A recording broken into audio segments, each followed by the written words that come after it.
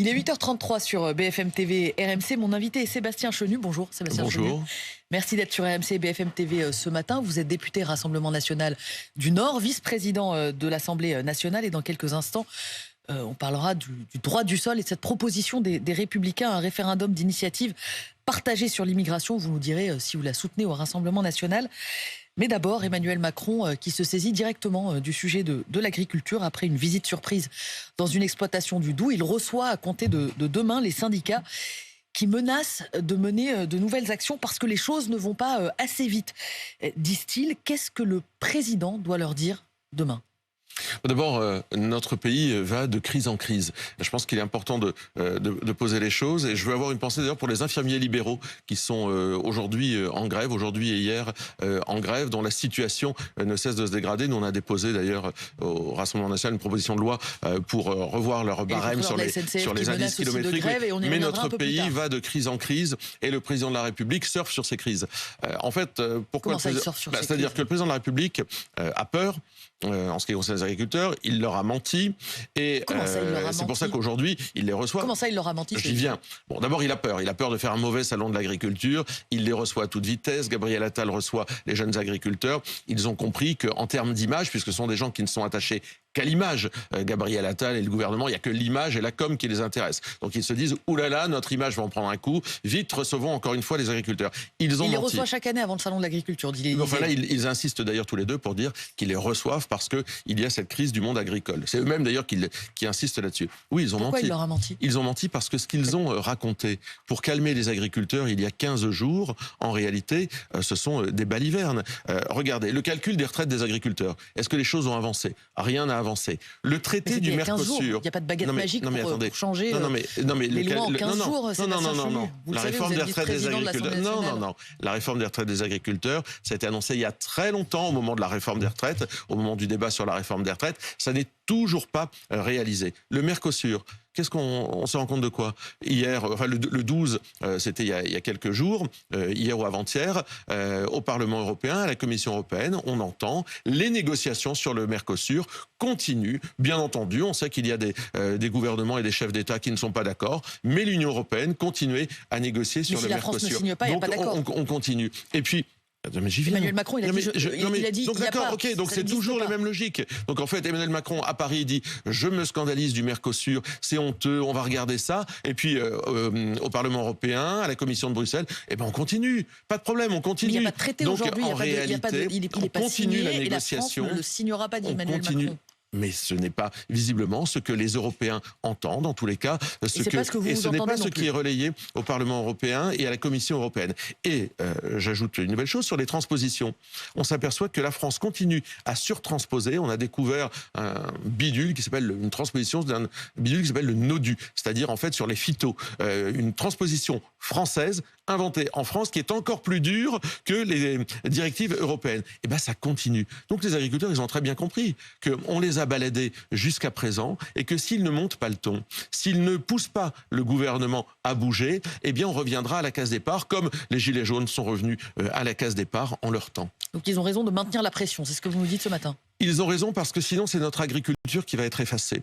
Et je crois que quelque part c'est aussi à travers ces obsessions de la décroissance qui sont relayées par les députés européens d'Emmanuel Macron par exemple et puis par la gauche, c'est notre agriculture qui va être effacée. Donc oui, bien entendu que pour faire changer les logiques, il faut maintenir une certaine forme de pression. Mais Sébastien Chenu, en 12 jours, s'il y a 12 jours la conférence de presse de Gabriel Attal, des choses ont été faites. Par exemple sur le GNR, le gazole non routier, la taxe qui était prévue, elle n'existe plus. Alors, il y a tout de même des choses qui ont été faites. Mais la trousse, c'est pas une victoire sur le GNR, c'est simplement une source d'ennui en moins, c'est simplement des difficultés fiscales en moins. Nous, on avait proposé lors du débat sur le budget en septembre et octobre, on avait proposé qu'on ne revienne pas sur la taxation du GNR qui bénéficiait d'un avantage fiscal. À l'époque, Bruno Le Maire nous avait traité de tous les noms. Vous êtes des démagos, vous êtes inconséquents, c'est scandaleux. Mais finalement, ils y reviennent. Que de temps perdu. Et ça fait 7 ans qu'ils sont aux manettes. Si vous voulez, la crise agricole, elle date pas d'il y a 15 jours. Vous me dites, ça fait 15 jours qu'ils s'en occupent.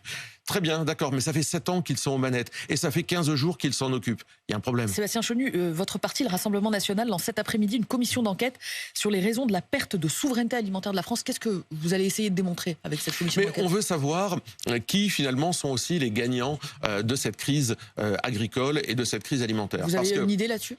Oui, bien sûr qu'on a une idée. On voit bien les prix, par exemple, de l'alimentaire n'ont jamais été aussi hauts. Et de l'autre côté, les agriculteurs n'arrivent pas à boucler leur fin de mois. Ça veut dire qu'il y a des intermédiaires, les grandes centrales d'achat, les industries de l'agroalimentaire, la distribution, qui forcément, à un moment ou à un autre, sont gagnants. Et d'ailleurs, il suffit de regarder les chiffres, ils sont gagnants. Donc on veut voir comment ces intermédiaires sont gagnants, pourquoi, à quel niveau, et comment on corrige tout cela. Il n'y a pas que les agriculteurs qui maintiennent la pression, il y a aussi les contrôleurs de train qui menacent d'une grève dès ce week-end.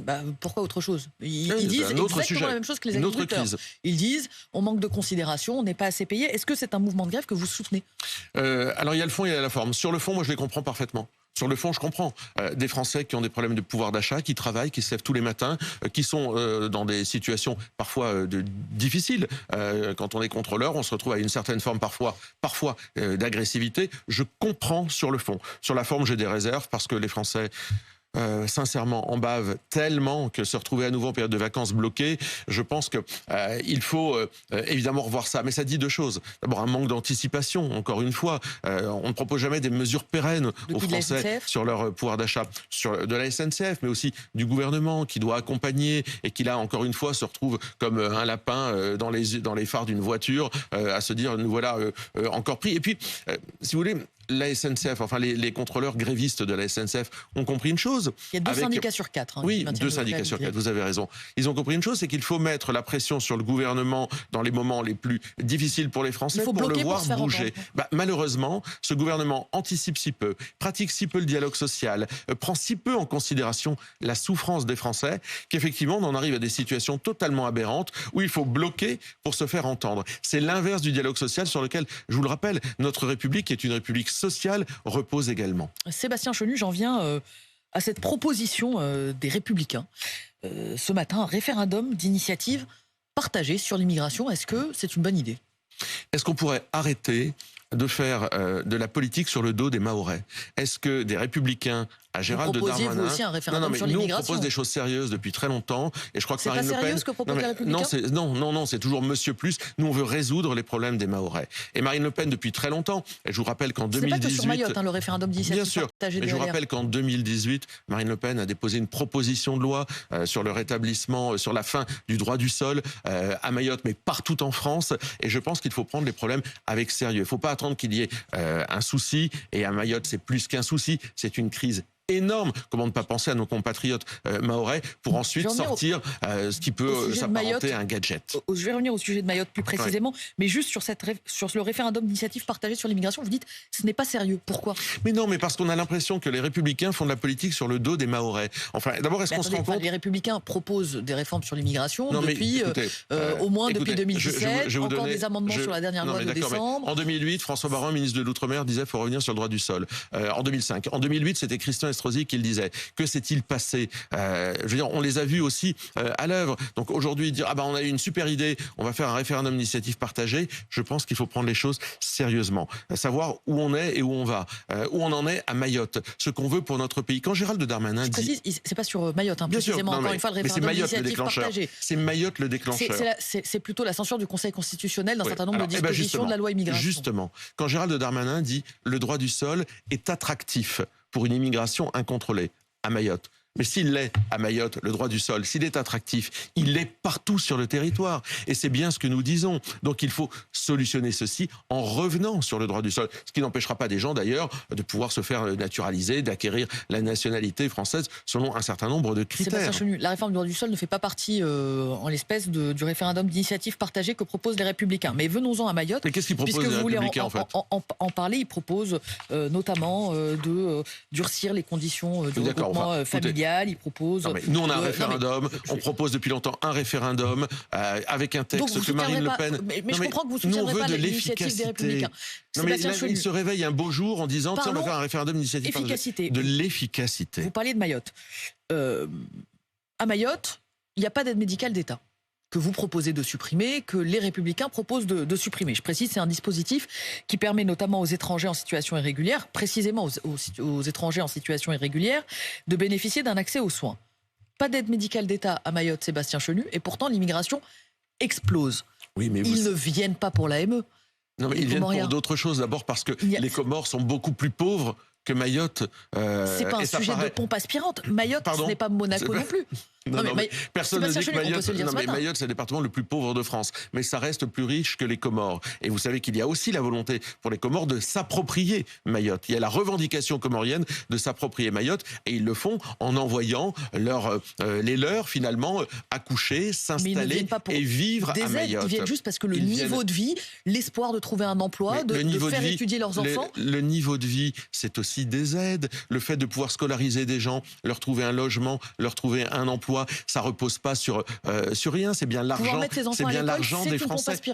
Bah oui, enfin ce sont bien les Français qui financent l'école publique avec leurs impôts. Donc évidemment, mais Darmanin le dit, le droit du sol, c'est attractif pour l'immigration, mais ça l'est partout. Donc Mayotte bénéficie déjà d'un régime avec une certaine forme de dérogation en ce qui concerne l'immigration. Eh bien nous considérons que la fin du droit du sol, c'est une proposition que nous portons pour toute la France. Ce n'est pas de l'opportunisme politique, puisque là encore, quand on compare Mayotte et l'Hexagone, Sébastien Chenu, ça a quand même pas grand-chose à voir. Mayotte, 48% de population immigrée, on en est très très loin en métropole. Mais Mayotte est notre avenir si nous ne faisons rien. Pourquoi ? Parce que demain, les migrations économiques sont aujourd'hui très importantes. Vous voyez 34 millions d'immigrés demain en France ? Laissez-moi vous expliquer. Demain, les migrations climatiques vont concerner des millions d'êtres humains. Donc si nous ne faisons pas en sorte de mettre des frontières, de contrôler notre espace, de savoir qui peut entrer, qui peut se maintenir, qui peut être français, qui n'a pas le droit, eh bien demain, dans 50 ans, eh bien nous aurons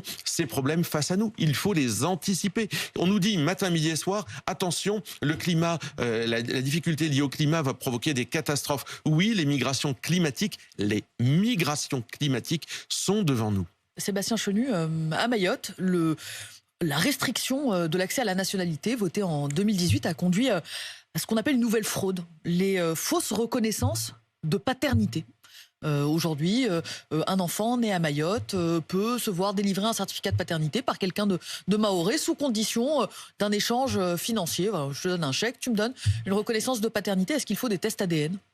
Nous avions demandé en tous les cas en France qu'il puisse y avoir, notamment pour les mineurs non accompagnés, des tests ADN pour savoir s'ils étaient vraiment mineurs, etc. C'est un autre sujet. C'est un autre sujet, mais ça veut dire que l'idée du test ADN peut faire irruption dans le débat. Moi, je n'y vois pas forcément d'inconvénient. On peut regarder ça. Mais il faut un parent ou deux parents français. Mais non, mais vous savez très bien que le droit du sol, qui est arrivé à peu près en 1889, enfin au 19e siècle, il a beaucoup évolué. Et il est devenu une automaticité. D'ailleurs, à l'époque, le gouvernement Balladur était revenu, la gauche l'a remis en place. Donc nous considérons... Il faut le réclamer à 18 ans et avoir vécu un certain nombre d'années sur le territoire français. Nous considérons qu'aujourd'hui, il ne faut pas qu'il y ait d'automaticité. Ce n'est pas parce que vous naissez en France qu'automatiquement, vous devez être français. Mais vous dites y compris si des parents déclarent l'enfant, si un père déclare des enfants, pourquoi pas test ADN demain pour vérifier que ce n'est pas une fausse déclaration de paternité. Écoutez, en tous les cas, à Mayotte, dans cette situation particulière, je pense que l'ouverture des tests ADN, le recours aux tests ADN pour lutter contre l'immigration incontrôlée dans notre pays, et Mayotte fait partie de notre pays, est une possibilité qu'il ne faut pas exclure. Et donc, si je vous ai bien compris, 2027, si vous arrivez au pouvoir, plus de droit du sol. Non, mais ça veut dire qu'on peut quand même devenir français. Non, mais ça veut dire qu'on peut quand même continuer à devenir français. Vous supprimez le droit du sol. Il n'y a plus d'automaticité. Oui, la fin du droit du sol. Ça veut dire que, mais vous savez, le droit du sol ne s'applique pas dans tous les pays. C'est une spécificité française aussi. Mais ça veut dire qu'on pourra devenir français selon d'autres critères et ce ne sera pas automatique. Bah oui, je pense que c'est le minimum. Et dans le cas de Mayotte, il faut une réforme constitutionnelle, Sébastien Chenu, pour que le droit du sol soit entériné. Est-ce que le Rassemblement national la votera ? On a demandé la fin du droit du sol à Mayotte. Donc on est plutôt disposé à regarder ça avec bienveillance. Mais nous considérons qu'il faut aller plus loin. La fin du droit du sol. Vous la voterez ? S'il n'y a pas des cavaliers, si derrière il n'y a pas d'autre chose, parce que j'ai vu aussi que la fin du visa territorialisé qui visait à envoyer les milliers de migrants en métropole. Vous dites oui, si c'est que le droit du sol à Mayotte, on votera sans condition. C'est-à-dire vous ne réclamerez pas que soit étendu à... Mais on va regarder le texte. Mais ce premier pas, nous l'avons demandé pour Mayotte, pour soulager les Mahorais. Nous allons évidemment le voter, mais j'attire l'attention du gouvernement gouvernement, pour pas qu'il se retrouve dans le même piège que la loi immigration, c'est est-ce que le Conseil constitutionnel validerait ça? Parce que là, ce n'est plus une exception. On sort finalement Mayotte du même droit que les autres départements français. Donc, est-ce qu'il est possible qu'un département français soit à ce point sorti du droit commun? C'est une question de constitutionnalité et j'aimerais que le gouvernement y réfléchisse avant de nous convoquer en congrès. Sébastien Chenu, vice-président de l'Assemblée nationale, député Rassemblement national du Nord. Est-ce que près de la moitié d'un gouvernement composé de millionnaires, ça vous choque, de ministres millionnaires? Mais c'est pas ça qui me choque en réalité.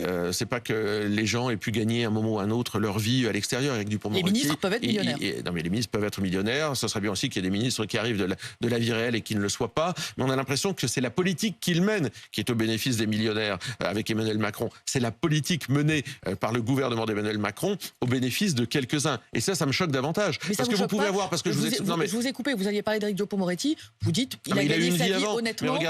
Mais regardez, il les mérite. Non mais regardez, il y a des gens très riches qui ont une conscience sociale. Jean-Louis Borloo était un avocat richissime. Il a une conscience sociale lorsqu'il a aidé le Valenciennois, dont je suis voisin, à se sortir de la difficulté. Donc c'est pas le sujet. Simplement, c'est la politique qu'on mène. Le gouvernement d'Emmanuel Macron mène une politique au bénéfice d'une France qui va déjà très bien et uniquement de celle-ci. Parce qu'il est où elle est où la mobilisation du gouvernement d'Emmanuel Macron pour les ouvriers d'Eternit à Olchin dans ma circonscription? Elle est où la mobilisation du gouvernement pour les infirmiers libéraux en grève aujourd'hui? C'est ça qui m'importe. La moitié des ministres millionnaires, ça ne vous choque pas? C'est-à-dire la proportion non plus ne vous choque pas davantage? Ce qui me choque, c'est la politique qu'ils mènent. Vous n'êtes pas millionnaire, pardon. Non, mais ma déclaration de patrimoine est en ligne, elle est consultable. Marine Le Pen, je le précise pour nos auditeurs, puisque toutes les déclarations de patrimoine le sont, elle dispose d'un patrimoine supérieur à 1 million, ce qui en fait une millionnaire au regard... Mais lorsqu'on est propriétaire, ce qui n'est pas mon cas, à Paris, d'un patrimoine, on est souvent à un moment de sa vie, lorsqu'on a dépassé 50 ans, amené à avoir un patrimoine qui a évidemment beaucoup monté. Parmi les ministres dont on parle, enfin ex-ministres dont on parle beaucoup aujourd'hui, Sébastien Chenu, il y a Elisabeth Borne, l'ancienne première ministre, qui va retrouver les bancs de l'Assemblée. Est-ce que vous avez hâte de la retrouver? Non, pas du tout. Elle va devenir députée, elle va siéger avec vous. Non, mais j'ai pas du tout de la retrouver. Elisabeth Borne était parfaitement odieuse, avait un mépris total du Parlement, Madame 49.3. Alors elle va voir ce que c'est qu'être députée, elle va voir ce que c'est que siéger la nuit, elle va voir ce que c'est qu'être frustrée parce qu'un gouvernement répond à côté de la plaque. Donc bienvenue dans la vraie vie politique, Madame Borne, et bienvenue dans la confrontation des idées qu'elle détestait. Il y a Elisabeth Borne, il y a d'autres ministres, l'ancien ministre du Travail, Olivier Dussopt, l'ancien porte-parole du gouvernement, Olivier Véran, l'ancien ministre des Transports, Clément Beaune. Quel accueil vous leur réservez? Est-ce qu'il y a une tradition d'accueil républicain en général? Non, il n'y a pas de tradition particulière. Moi, en tant que vice-président de l'Assemblée nationale, je m'attacherai évidemment à traiter ces nouveaux députés exactement de la même façon que tous les autres. Et ils reviennent dans le chaudron de la politique. On va voir de quoi ils sont capables et on va voir s'ils ont le même regard sur la politique qui est menée par le gouvernement lorsqu'on est un député de base. Vous pensez qu'ils vont changer de regard? Je pense que leurs électeurs, qu'ils vont retrouver ou qu'ils vont enfin recroiser, vont pouvoir leur rappeler que la politique qui est menée n'est pas au bénéfice des Français. D'un mot, Sébastien Chenu, demain, hommage national à Robert Badinter, vous y serez? Le Rassemblement national y sera? Le Rassemblement national n'exclut pas d'y être. Moi, j'aimais ces combats. Moi, je suis un abolitionniste. Donc, voilà, dépénalisation de l'homosexualité, fin de la peine de mort. Moi, je souscrivais à ces combats. Je pense que la société se porte mieux avec ça, même si je sais qu'il y a beaucoup de Français... Il a fait avancer la société? Oui, incontestablement. Tout le monde ne dit pas ça dans votre parti. Hein. D'accord, mais c'est normal. Parce que je pense que, par exemple, la fin de la peine de mort, on ne la comprend que s'il y a la perpétuité réelle dans notre pays. Or, aujourd'hui... Qui existe, dit Éric Dupond-Moretti. Qui existe avec... Non, mais d'accord, c'est 30 ans et 22 ans de sûreté. Donc, c'est pas la perpétuité réelle. Et 30 ans de sûreté pour la perpétuité incompressible. Pour un certain nombre de cas très particuliers. Le terrorisme en fait partie. Mais ça veut dire que il faut des peines sévères. Il faut une justice qui ne soit pas laxiste si on veut de l'autre côté comprendre que la peine de mort n'est pas une solution. Vous n'êtes pas nostalgique de la peine de mort? Non, pas du tout, non. Merci Sébastien Chenu. Bientôt 8h52 sur BFM TV et RMC. Je retiens donc que le Rassemblement national sera vraisemblablement demain à l'hommage rendu à l'ancien garde des Sceaux Robert Badinter qui a supprimé la peine de mort. Je retiens aussi que vous taxez Emmanuel Macron de mentir aux agriculteurs sur la crise. Emmanuel Macron qui je le rappelle, recevra à partir de demain les syndicats agricoles un à un. Merci à vous. 8h52 sur BFM TV et RMC. Bonne journée à vous, bonne journée à tous.